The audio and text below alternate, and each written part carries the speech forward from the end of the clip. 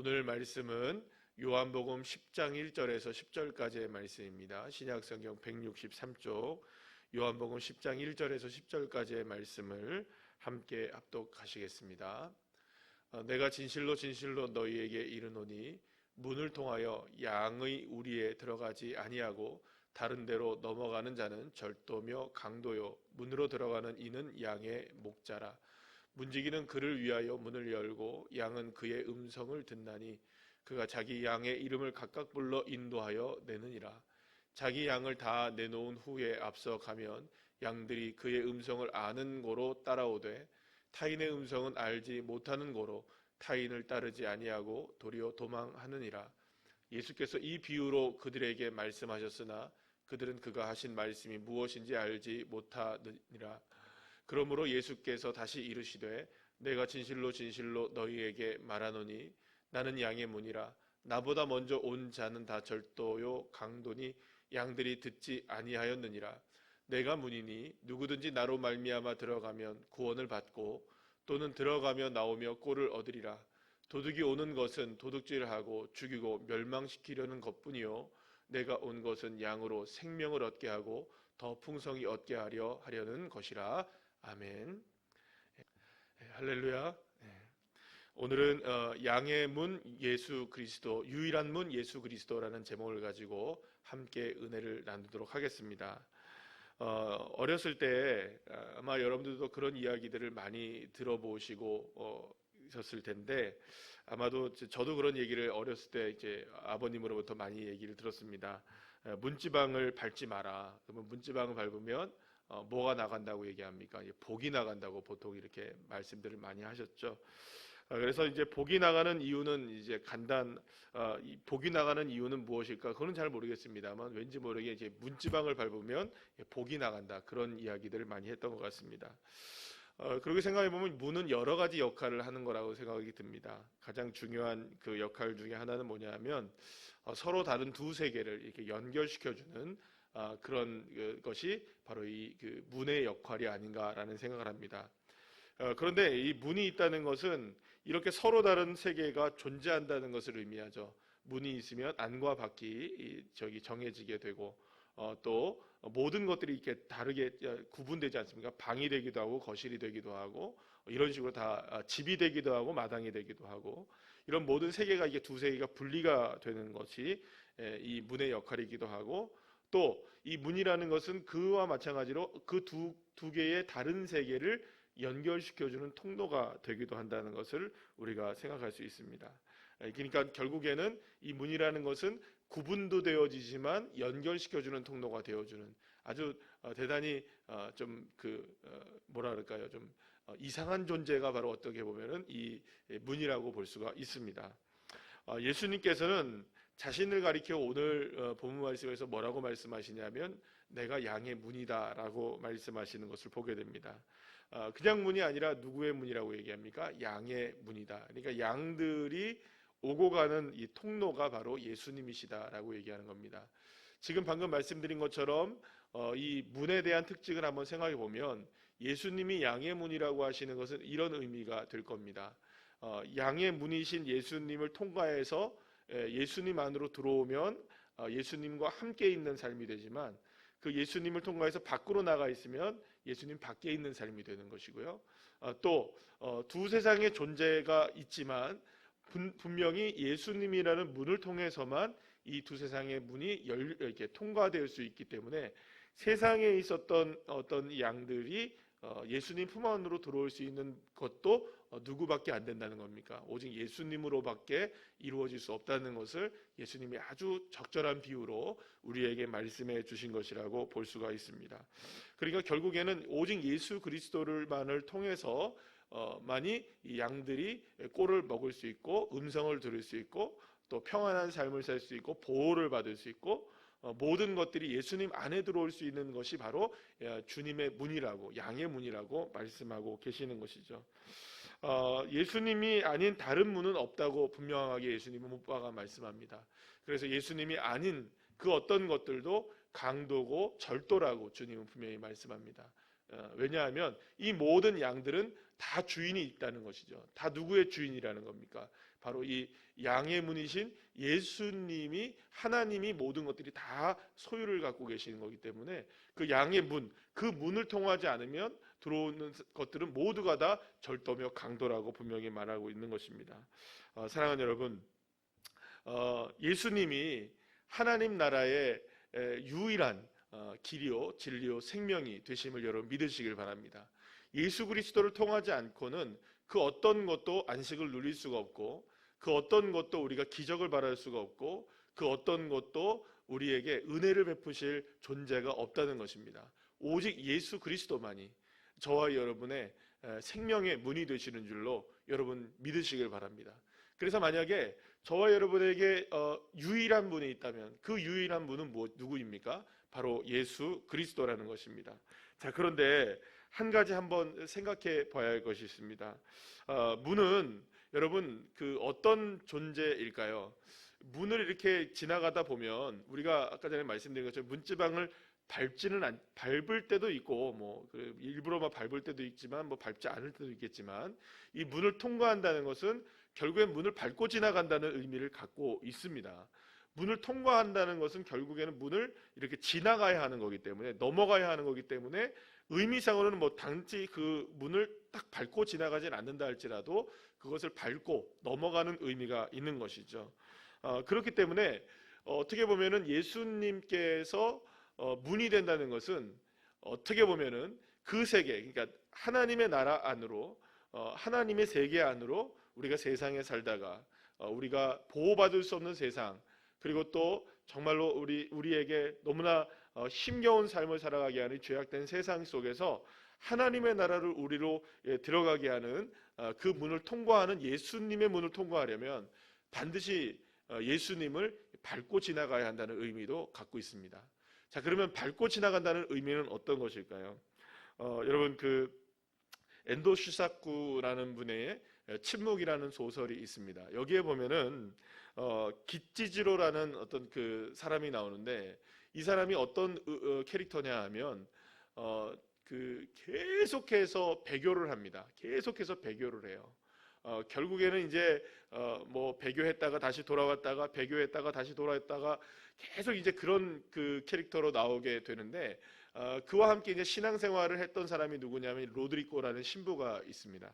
근데 이 로드리고 신부를 결국에는 이 기치지로가 이렇게 신고를 해가지고 결국에는 로드리고 신부가 끝까지 이제 그 견디다가 이제 그 붙잡혀 가게 됩니다.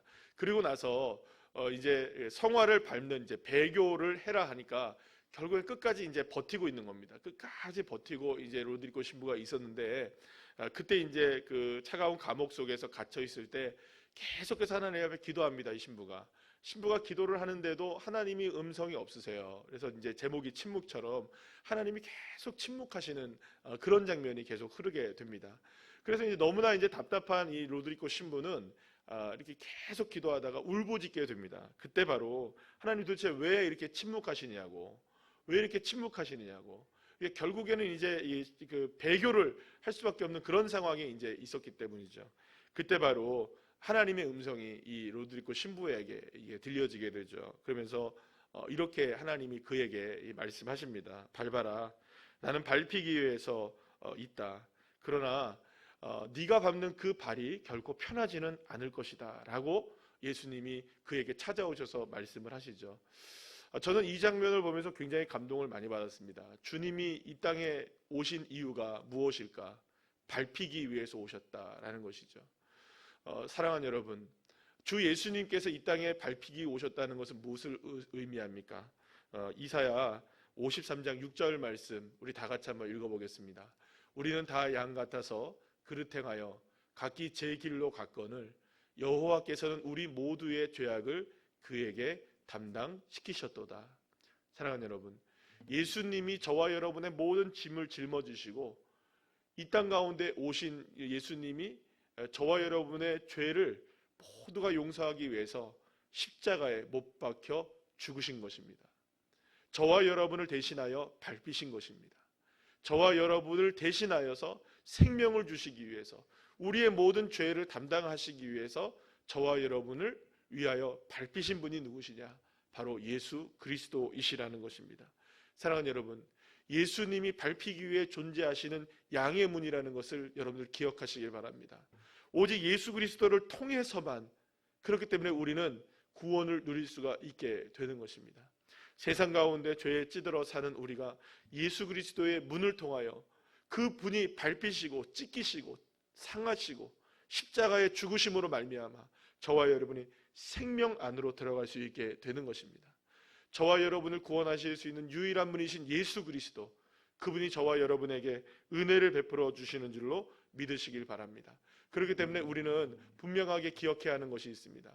주 예수님이 우리를 위해서 밟히기 위해 존재하시는 분이시라는 것. 그렇다면 여러분, 저와 여러분은 어떤 인생을 살아야 하겠습니까? 지금은 우리가 사순절 기간을 지내고 있고, 또 이제 한 두 주 후면은 바로 우리가 이제 고난 주간을 보내고 4월 둘째 주에는 저희들이 부활절을 맞이하게 됩니다. 지금 굉장히 어려운 시기를 우리가 경험하고 있습니다. 많은 힘겨운 시간들을 우리가 경험하고 있죠. 바로 이때 저와 여러분을 생명으로 인도하시는 분 누구실까요? 예수 그리스도인 줄로 믿으시길 바랍니다. 그분이 저와 여러분을 위해서 밟히셨습니다. 그분이 저와 여러분을 위해서 찢기셨습니다. 그분이 저와 여러분을 위하여서 십자가에 못 박혀 죽으셨습니다.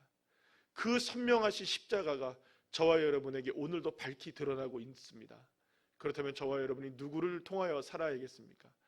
사랑하는 여러분, 어떤 상황 속에서도 나를 위해서 찢기신 그 예수님을 바라보시며 생명 안으로 들어오는 저와 여러분 되시기를 간절히 소망합니다. 사랑하는 여러분, 요즘에 N번방에 무슨 사건이라고 해서 우리 이 세상을 정말 떠들썩하게 하는 이런 일들이 있습니다. 여러분 생각해 보십시오. 다 드러나게 되어 있습니다. 모든 죄악들은 다 드러나게 되어 있습니다. 여러분 생각해 보십시오. 지금 26만 명인가 그 방에 관련돼 있던 사람들 얼마나 떨고 있을까요? 얼마나 여러분들 두려울까요? 자신들이 했던 모든 죄악들의 모습들은 낱낱이 다 드러나게 되어 있는 겁니다. 아무리 숨기려고 해도, 아무리 그것을 밝히지 않으려고 해도 다 드러나게 되어 있는 것이 바로 그런 죄악의 모습입니다. 사랑하는 여러분, 저와 여러분의 삶은 어떤가요? 우리가 이 어려운 시기를 겪고 있을 때 우리의 삶의 소유를 돌아봐야 되지 않을까요? 우리의 죄악된 모습은 과연 무엇이었는가? 주 예수님이 우리를 위해서 밟히셨는데, 여전히 우리의 죄를 다 담당하신 예수님이 계시는데 여전히 우리는 그 죄악 가운데 머물러 있진 않은가요? 우리가 세상 가운데 머물러 있진 않은가요? 세상의 생각들과 그런 것들에 우리가 매몰되어 있는 것은 아닌가요?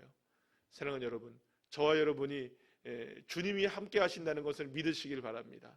아픔을 다 알고 계시는 주님, 우리의 부족하고 연약한 것을 다 알고 계시는 그 주님이 우리의 죄를 담당하셔서 우리를 천국으로 인도하실 뿐만 아니라 생명의 세계로 인도하시고 여러분, 저와 여러분을 구원의 세계로 인도하시는 줄로 믿으시길 바랍니다. 예수님이 양의 문이라고 말씀하시는 이 사실을 여러분들 믿으시고 생명의 풍성함이 주 예수님 안에만 있다는 것. 사랑하는 여러분, 그렇기 때문에 저와 여러분이 음성을 듣는 것은 누구의 음성만 들으셔야 됩니까? 세상의 수많은 소리 듣기보다 예수님의 말씀 들으시기를 축복합니다. 어려운 이 시기를 지나가면서 저와 여러분이 정말로 귀 기울여야 될 것이 무엇이냐? 예수님이십니다. 제가 어제 그 기사를 하나를 보면서 이탈리아에 요즘에 너무나 어렵지 않습니까? 많은 어려운 그 상황이 이탈리아에서 펼쳐지고 있다는 것을 우리가 뉴스를 통해서 보고 있습니다. 근데 어떤 한 의사가, 자신은 무신론자인데 의사가 고백을 하는 장면을 제가 이게 기사를 통해서 보게 되었습니다. 그는 철저하게 무신론자입니다. 그래서 그가 이제 이번에 이제 코로나 사태를 당하면서 도저히 그 의료진들로서도 어쩔 수 없고 수많은 사람들이 한꺼번에 환자들이 몰려오고 그리고 또 자신의 동료 의사들까지도 많은 사람들이 이렇게 생명을 잃게 되는 이런 현장을 그 의사가 바라보면서 자기가 지금까지 지식으로 쌓았던 모든 것들이 무용지물이 되어지는 그런 상황을 겪게 되었다고 합니다. 자신은 철저하게 무신론자였지만 인간으로서는 아무것도 할 수 없는 그런 완전한 그 모든 상황들이 펼쳐질 때, 그때서야 자신이 무릎을 꿇을 수밖에 없었다고 고백합니다. 인간의 한계, 또 인간의 모든 지식의 한계, 능력의 한계 상황이 분명히 있다는 것을 깨닫게 되었고, 그는 하나님이 존재한다는 것을 믿게 되었다는 것입니다. 그 가운데 어떤 일이 있었느냐, 이 의사가 볼 때에 어떤 목사님이, 70대 목사님이 그 병원에서 이제 확진자가 되어서 입원하여 있는데, 그분도 힘든데 그 옆에 있는 많은 확진자들, 병자들에게 다니면서 기도해 주시고 이런 모습을 보신 거예요. 의연하게 그 예수 그리스도를 믿는 그 목사님 한 분이 그렇게 기도를 하시고 또 축복하시고 끝까지 그렇게 하시는 모습들을 평안하게 하는 모습을 보고, 자신은 너무나 두려운데 죽음의 공포가 밀려오고 이 어마어마한 질병의 아픔이 몰려오는 이 상황 속에서 너무나 두려운데, 그 목사님이 그렇게 평안하게 예수 그리스도를 증거하고 있는 삶을 보면서 자신이 하나님은 정말 계시는구나, 하나님이 정말로 우리 인생 가운데 역사하시는구나라는 것을 본인이 이제 고백하게 되었다고 말합니다. 사랑하는 여러분, 이런 상황 속에서 우리가 참으로 어려운 시기를 살아가고 있는 이때에 누구의 음성을 들어야 하겠습니까? 예수 그리스도의 음성을 듣고 주님의 말씀을 들어서 승리하는 저와 여러분 되시기를 간절히 소망합니다. 오늘도 저와 여러분에게 열려진 생명의 문, 유일한 문은 예수 그리스도라는 사실을 믿으시고 하루의 삶을 넉넉하게 승리하는 귀한 자녀들 되시기를 간절히 축원합니다. 기도하시겠습니다.